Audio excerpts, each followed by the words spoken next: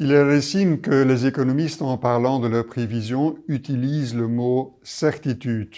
Typiquement, je respecte cette, entre guillemets, règle, mais cette fois-ci, je vais quand même faire une exception. Et j'ai envie de dire que les perspectives 2023 sont marquées par trois, entre guillemets, certitudes.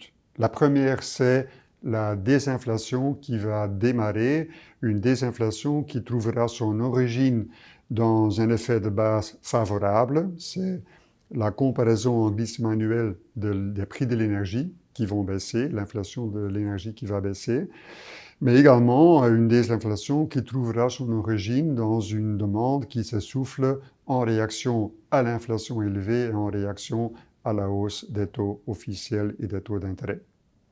Deuxième, entre guillemets, certitude, c'est le pic des taux officiels qui devrait être atteint cette année, et plutôt au printemps de cette année, aux États-Unis et en zone euro. C'est un développement qui est très important. Le fait que les banques centrales, après avoir remonté les taux d'une façon très déterminée, vont passer à une nouvelle étape dans leur politique monétaire et vont donc plutôt stabiliser ces niveaux à un niveau qui est devenu assez restrictif. Et puis la troisième, entre guillemets, certitude, c'est qu'une partie de l'année sera passée en récession. En zone euro, probablement, nous sommes déjà en récession. Aux États-Unis, la récession devrait arriver d'ici quelques mois. Bien évidemment, ces certitudes sont accompagnées, sont entourées par plusieurs facteurs d'incertitude. Le premier facteur qui vient à l'esprit, c'est l'ampleur et la rapidité de la désinflation. En fait, le risque, il est bien réel que la désinflation soit plus lente qu'on ne l'imagine.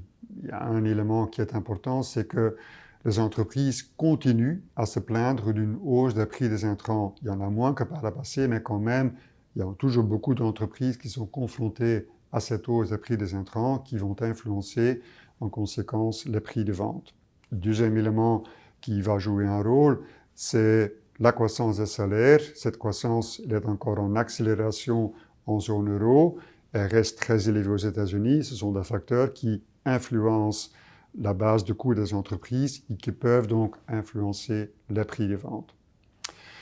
Deuxième élément d'incertitude, qu'est-ce qui se passe avec le resserrement monétaire? À quel niveau exactement les banques centrales vont arrêter de remonter leur taux officiel? Le risque, il est bien réel que les banques centrales vont continuer à remonter plus longtemps et que le pic cyclique des taux serait supérieur au niveau qui est actuellement pricé par les marchés financiers.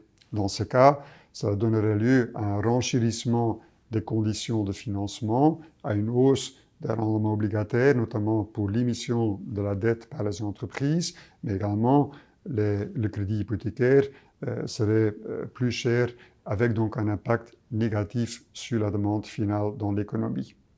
Troisième élément d'incertitude, que peut-on attendre en termes de la récession? Est-ce que la récession sera de relativement faible ampleur et d'une durée relativement courte, qui est notre scénario de base, mais pourrait également être plus sévère ou plus longue? Et à ce propos, le comportement des prix de l'énergie, qui est le quatrième élément d'incertitude, joueront un rôle très important. En fait, dernièrement, les prix de l'énergie ont plutôt baissé, mais on ne peut pas exclure qu'il y aurait une nouvelle remontée, notamment du prix du gaz, lorsqu'on commence à reconstituer les stocks dans le courant de l'année. Et puis, le cinquième facteur d'incertitude, c'est la nature de la reprise. C'est un élément qui est important, la reprise qui viendra après la récession, parce que les anticipations au niveau de la nature de la reprise auront déjà une influence sur le comportement des ménages et des entreprises pendant la récession. Si les entreprises considèrent que la reprise va être très dynamique, elles seront enclines à investir davantage et plus tôt. Si elles considèrent que la reprise va être plutôt molle, leur velléité à investir sera plus limitée.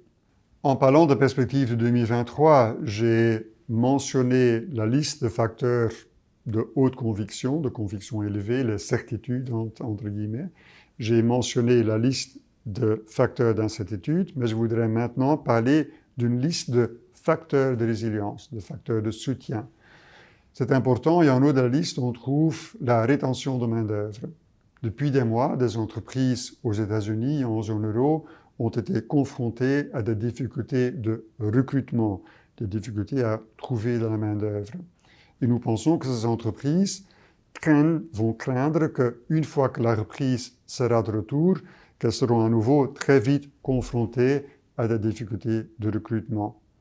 Et dans ce contexte, elles vont plutôt préférer de garder la main-d'œuvre, qui va donc être un facteur de résilience pour l'économie et pour la demande et pour le revenu des ménages. Deuxième élément de résilience, c'est les besoins énormes d'investissement dans le cadre de la transition énergétique, qui va donc être un élément qui va soutenir la demande dans l'économie européenne et dans bien d'autres pays.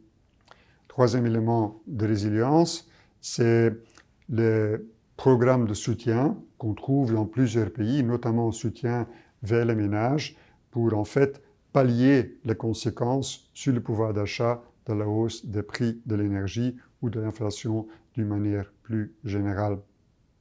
Autre élément de résilience, c'est l'épargne accumulée pendant la pandémie. Cette épargne excédentaire qui, certes, a été en partie érodée par l'inflation élevée, est une sorte de réservoir de pouvoir d'achat dans lequel les ménages pourront puiser pour, au besoin, financer leurs dépenses. Et puis le dernier élément, et là je vais citer le Fonds monétaire dans une étude récente sur l'Union européenne, la qualité des bilans des entreprises et des ménages en Union européenne s'est très fortement améliorée ces dernières années.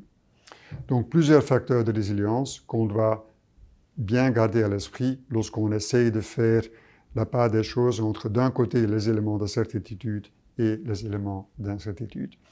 Je vous remercie d'avoir regardé Écoutez Week cette semaine et je vous invite à nous rejoindre à nouveau la semaine prochaine pour une nouvelle émission. Merci beaucoup.